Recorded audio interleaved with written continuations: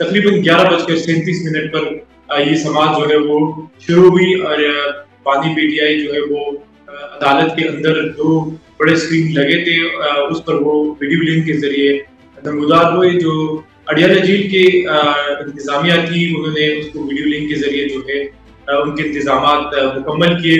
और फिर उसके बाद जो है उसकी ऑडियो और वीडियो जो है वो चेक की गई। 11:37 पर ये समाअत जो है वो शुरू हुई और इस समाअत के दौरान ये शुरू से ही समझा जा रहा था कि शायद आज बानी पीटीआई जो है वो अपने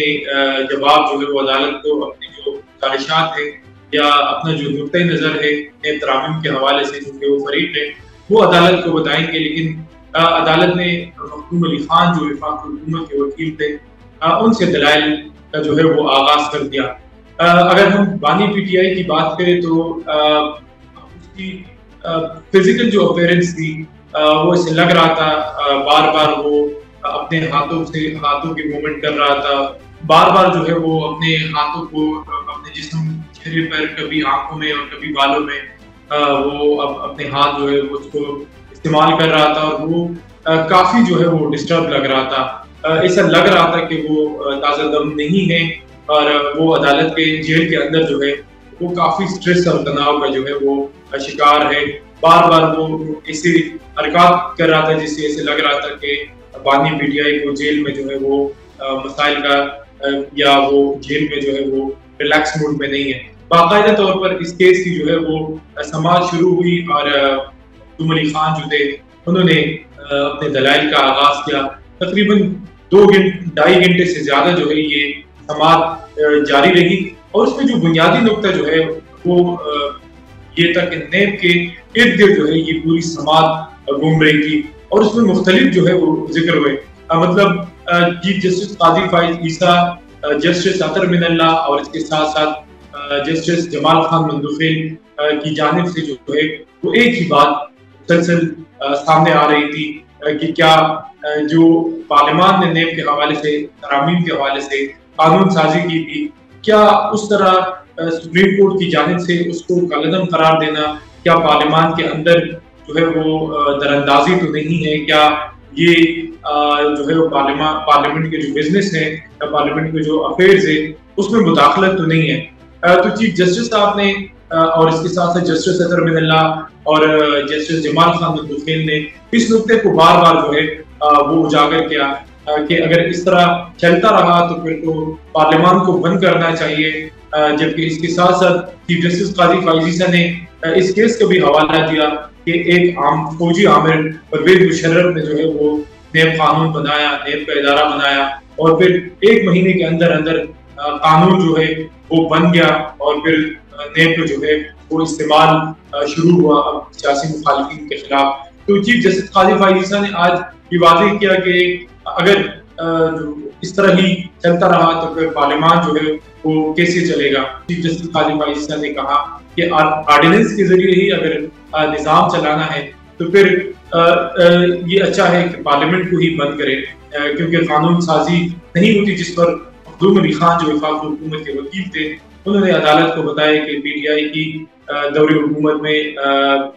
की उसमें ऑर्डिनेंस जो है वो लाए गए। तो उस दौरान चीफ जस्टिस काजी फाइज ईसा जो है वो मुस्कुराए और उसके बाद उन्होंने बानी पीटीआई इमरान खान की तरफ देखा, जिसके बाद इमरान खान भी ज़ेर लब जो है वो मुस्कुराए, क्योंकि इस केस को गैर मुइन्ना मुद्दत तक मुलतवी किया गया। वजह ये है कि जजेस की अवेलेबिलिटी के ऊपर जो है इस केस की दोबारा समाअत होगी और चीफ जस्टिस काजी फाइज ईसा ने कहा कि वो नेक्स्ट वीक जो है वो अवेलेबल नहीं है। इस वजह से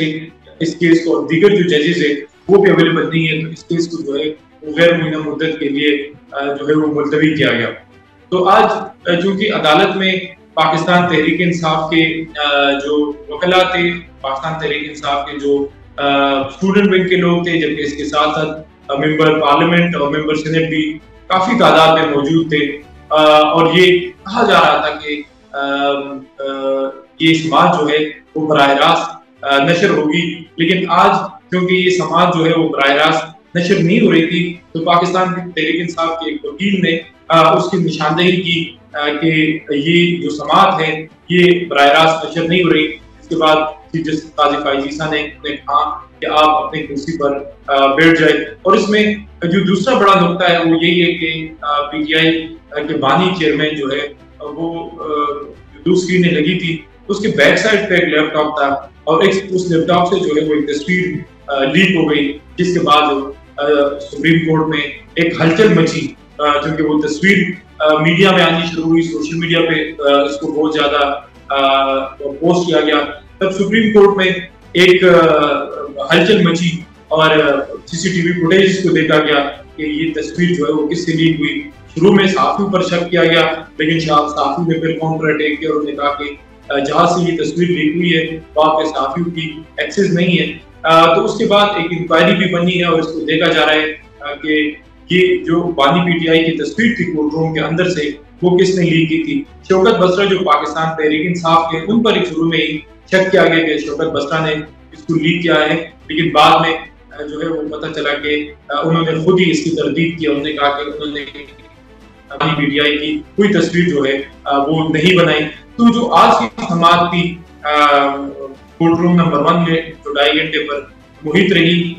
उसमें यही बताया जा रहा था कि इस केस को बराह रास्त नशर किया जाएगा,